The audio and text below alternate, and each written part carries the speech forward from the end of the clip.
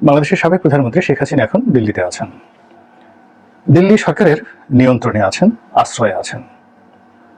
সরকারিভাবে দিল্লি এখনো তাকে রাজনৈতিক আশ্রয় দেয়নি এবং তার পক্ষে কোনো রাজনৈতিক, কূটনৈতিক বা কোনো সামরিক তৎপরতা এখন পর্যন্ত চালায়নি।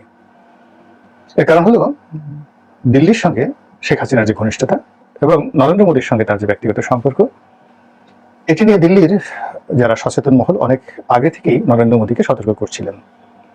তারা বারবার বলছিলেন যে বাংলাদেশের মতো একটি ভূমি, যেটি ভারতের জন্য খুবই গুরুত্বপূর্ণ এবং যেখানে চীন এবং আমেরিকা তাদের কৌশলগত ঘাঁটি নির্মাণের জন্য প্রাণান্ত চেষ্টা চালাচ্ছে, তো সেখানে বাংলাদেশের গণতন্ত্রের উন্নয়ন করাটা ভারতের জন্য নিরাপদ, সকল রাজনৈতিক দলের সাথে সম্পর্ক রাখাটা উচিত এবং শেখ হাসিনাকে যেভাবে অনৈতিক উপায়ে সহযোগিতা করছে এবং তাকে ক্রমশ যেভাবে স্বৈরশাসক হিসেবে নরেন্দ্র মোদী তৈরি করছে, এটি নিয়ে ভারতের মধ্যে চাপা ক্ষোভ ছিল এবং ভারতের যে মিডিয়াগুলো, যেগুলোকে মোদি মিডিয়া বলা হয় বা গদি মিডিয়া বলা হয়, মানে মোদি মিডিয়া হলো দুটোই বলা হয়, যেমন একেবারে সরাসরি মোদির যারা লোকজন তাদের মালিকানাধীন, যেমন বাংলাদেশের নাইমুল ইসলাম খানের মালিকানাধীন পত্রিকা, এরকম শ্যামল দত্তের পত্রিকা, ভোরের কাগজ ইত্যাদি ইত্যাদি।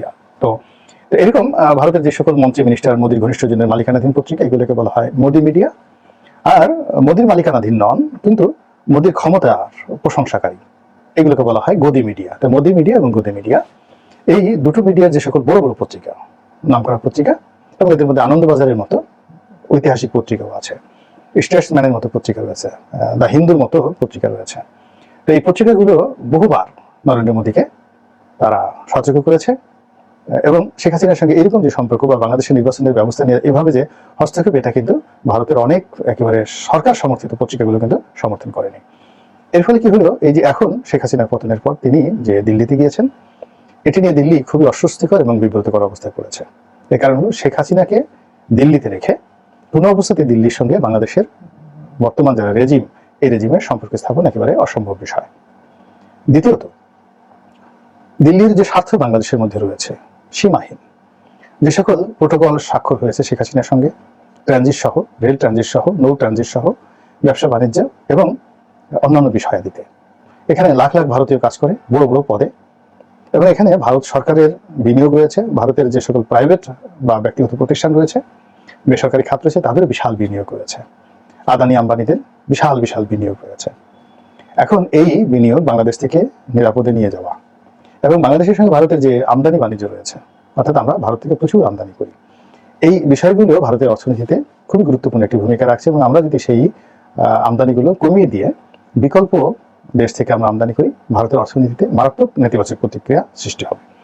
এবং এই যে ভারতের সঙ্গে আমাদের সীমান্ত, এবং এই সীমান্তে সত্যিকার অর্থে আমাদের যে বিজিবি, যেটা আগে বিডিআর ছিল, তারা বিএসএফ এর চাইতে অতীতের যে কোনো সময় আমরা দেখেছি যে আমাদের বিডিআর যখন যুদ্ধ করেছে, ইভেন বিএসএফ হওয়ার পর যখন যুদ্ধ করার চেষ্টা করেছে তখন কিন্তু বিএসএফ টিকেনি।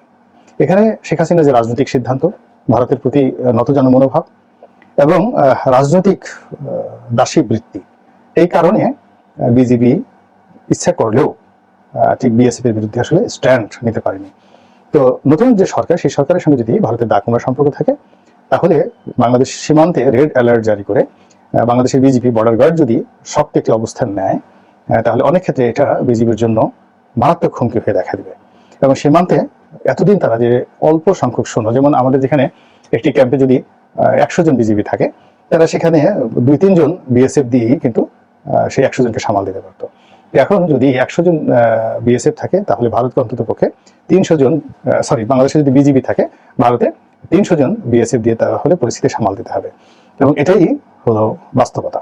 এবং সেক্ষেত্রে এই যে বাংলাদেশের যে বিশাল সীমান্ত, সেই সীমান্ত পাহারার জন্য ভারতকে প্রচুর কাঠখড় পোড়াতে হবে। দ্বিতীয়ত, এখানে চীনের যে আধিপত্য, এটি যদি বেড়ে যায়, এমনকি যদি মার্কিন আধিপত্য বেড়ে যায়, এটা ভারতের জন্য একটা মারাত্মক হুমকি হয়ে দেখা দেবে। এবং বাংলাদেশ থেকে যদি এমন পরিস্থিতির সৃষ্টি হয়, এখানে যারা সংখ্যালঘু রয়েছে, এই সংখ্যালঘুদের যদি মাইগ্রেশনটা শুরু হয়ে যায় ভারতে, এই চাপ ভারত সামাল দিতে পারবে না। সেখানে সাম্প্রদায়িক দাঙ্গা, মানে প্রথমত আশ্রয় দেওয়া, বাংলাদেশ থেকে চলে যাওয়া হিন্দুদেরকে আশ্রয় দেওয়া তাদের সংবিধান অনুযায়ী, নতুন নিয়ম অনুযায়ী তারা বাধ্য। আর দ্বিতীয়ত, এই মানুষগুলো যখন কলকাতাতে পৌঁছবে, আসামে পৌঁছবে, ত্রিপুরাতে পৌঁছবে, সেখানে সামাজিক স্থিতি নষ্ট হয়ে যাবে এবং সেখানে মুসলমান বসবাসরত মুসলমানদের উপর স্থানীয় যারা হিন্দু ভাই বোনেরা আছেন, তারা আক্রমণ চালানোর চেষ্টা করবে। তো এটা ভারতের জন্য একটা রেড অ্যালার্ট। এরপরে যেটি হলো সেটি হলো যে এই মুহূর্তে বাংলাদেশ ছাড়া কিন্তু ভারতের আর কোনো বন্ধু নেই। আর বাংলাদেশের সঙ্গে তাদের ইতিমধ্যে যে কতগুলো গেটওয়ে তৈরি হয়ে গিয়েছে, রেল, তারপরে নৌ বাণিজ্যে এবং আকাশপথে যে ট্রানজিটগুলো আমরা এখন ভারতকে দিচ্ছি, এটির ক্ষেত্রে কড়াকড়ি হলে ভারতের সর্বনাশ হয়ে যাবে। তো শেখ হাসিনাকে সেখানে রেখে কোনো অবস্থাতেই ভারত বাংলাদেশের সঙ্গে একটি সুসম্পর্ক স্থাপন করতে পারবে না, তাকে ভারত থেকে তাড়িয়ে দিতে হবে। তো এইরকম একটি অবস্থায় ভারতের যে কর্তা ব্যক্তি যারা রয়েছে তারা মূলত শেখ হাসিনাকে নিয়ে কতটা যে বিপত্তিদের মধ্যে আছে তার কিছু নমুনা আমি বলবো। প্রথম নমুনা হলো যে আসাম, ত্রিপুরা, এই যে দুটো রাজ্য আমাদের এখানে রয়েছে আমাদের সাথে, নাগাল্যান্ড, মেঘালয়, তো এই রাজ্যগুলোতে ইতিমধ্যে কিন্তু রেড অ্যালার্ট জারি করা হয়েছে এবং সেখানে সীমান্ত অঞ্চলগুলোতে কিন্তু এখন কারফিউ চলছে, যেন কোনো রকম সহিংসতা না হয় এবং ওখানকার জনগণ যেন কোনো অনার সৃষ্টি তৈরি করতে না পারে। তাহলে এই যে ভারতের মধ্যে একটি স্বাধীন সার্বভৌম রাষ্ট্রের 3 থেকে 4টি এখন তাদের যে রাজ্য রয়েছে এবং সেগুলো সীমান্তে এখন কারফিউ জারি করতে হচ্ছে, কার জন্য? শেখ হাসিনার জন্য। দ্বিতীয়ত আপনারা জানেন যে এখন মাল্টি মানে কালচারাল, মাল্টি ফাংশনাল ডিপ্লোম্যাসি এখন চলছে এবং সেই মাল্টি কালচারাল এবং মাল্টি ফাংশনাল ডিপ্লোম্যাসির অন্যতম হলো খুন করা, পরদেশে নির্বিঘ্নে খুন করা এবং খুন খারাপি করিয়ে সেই দেশটিকে সারা দুনিয়ার কাছে ছোট করে দেওয়া। যেমন ধরুন ইরানে গিয়ে হামাস নেতা খুন হলেন, যদি এখন যদি শেখ হাসিনা সেখানে থাকে এবং তাকে যদি আইএসআই বলেন, আমেরিকা বলেন, যে কোনো বলেন, অন্য যে কোনো ভাবে হোক, এমনকি মোদী বিরোধী কোনো চক্র যদি তাকে সেখানে মেরে ফেলে, তাহলে সমস্ত ভারতবর্ষ উত্তাল হয়ে যাবে এবং ভারতের যে আন্তর্জাতিক ইমেজ এটি মারাত্মকভাবে ক্ষুণ্ণ হবে। এই জন্য তাকে কোনো সিকিউরিটি মানে জেড ক্যাটাগরি সিকিউরিটি দিয়ে, ভিআইপি ট্রিটমেন্ট দিয়ে তারা সরকার তাকে রাখতে পারছে না। ফলে তাকে অনেকটা ওই লক্ষিন্দরের যে সিন্ধুক আছে, লৌহ সিন্ধুক, সেই সিন্ধুকের মধ্যে তাকে ভরে তার নিরাপত্তা বিধান করতে হচ্ছে এবং এতটা এটাকে সেফ হোম আমরা বাংলাদেশে বলি, আর ওদের দেশে যেন কেমন একটা শব্দ ব্যবহার করে, ঠিক ওইরকম একটা জায়গাতে রয়েছে। এটা কিন্তু আমাদের বাংলাদেশের মধ্যে আয়না ঘরের মতো নয়, তবে সেনাবাহিনীর তত্ত্বাবধানে এমন একটা সুরক্ষিত জায়গাতে রয়েছে যেখানে নরেন্দ্র মোদী এবং তার যে পররাষ্ট্র উপদেষ্টা অজিত দোভাল, কেবল তারাই তার সঙ্গে দেখা করতে পারেন। জয় হয়তো তার সঙ্গে কথা বলতে পারেন, পুতুল কথা বলতে পারেন, কিন্তু পুতুল সেখানে ভারতের দয়ায় WHO অর্থাৎ যে বিশ্ব স্বাস্থ্য সংস্থা রয়েছে তার আঞ্চলিক পরিচালক হিসেবে তিনি এখন কর্মরত রয়েছেন সেখানে।